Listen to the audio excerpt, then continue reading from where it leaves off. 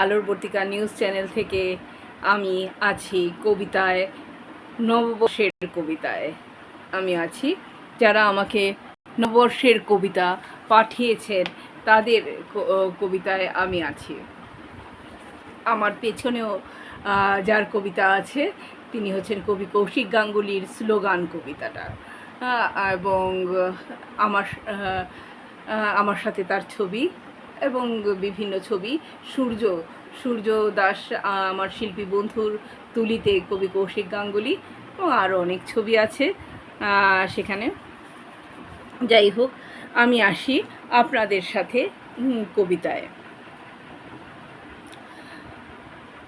কুলাঙ্গার ছেলে সইফ উদ্দিন, উনি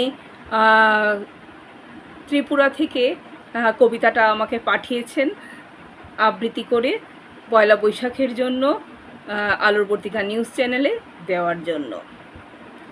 কুলাঙ্গার ছেলে। আমাদের দেশে আছে এমন এক ছেলে, কথায় কথায় শুধু সে আজগুবি বলে, কথায় আর কাজে তার নেই কোনো ঠিক, মাঝে মাঝে দ্বন্দ্ব বাধায় এদিক ওদিক। ছাতি তাঁর 56 ইঞ্চি এই বলে রোজ, ট্রাম্পের ধমকানিতে মেলে না সে ছাতির খোঁজ। হিন্দু ক্ষেত্রে মেয়ে তাই গলায় তুলে সুর, ভোটের প্রচারে গিয়ে বলে সে মেদিনীপুর। আমাদের দেশের আজব সেই ছেলে ভিক্ষে করেছিল কোনো এক কালে, এই কথা শুনি তার দেওয়া যত ভাষণে, পাইনে সততা আজও শয়নে স্বপনে। নির্বাচন যবে আসে প্রদেশে প্রদেশে, সীমান্তে হামলা হয় কেন এ দেশে? কুলাঙ্গার সেই ছেলেটি থাকে হেন চুপ, বীর জওয়ান মরে খালি হয় মায়ের বুক। আমাদের দেশে আছে ফকির এক ছেলে, 10 লাখের স্যুট পরে সে বিদেশে চলে, শিক্ষার নেই তার কোনো ঠিক ঠিকানা খতিয়ান, ক্যামেরার সামনে সে দেয় বড় বড় বয়ান। করোনা কালে বলেছিল সেই ছেলেটি, যাবে চলে করোনা বাজালে থালা বাটি ঘটি।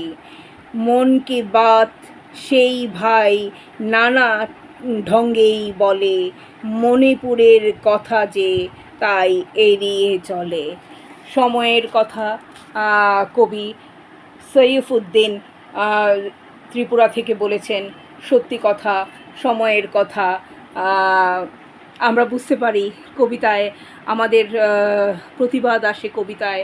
নববর্ষ মানুষের জীবনে এবার সুখবর কিছুই নিয়ে আসেনি, সুখবর সুবার্তা কিছুই নিয়ে আসেনি, তাই প্রতিবাদের ভাষাই আমরা কবিতায় খুঁজে পাচ্ছি, কিছু করার আমাদের নেই।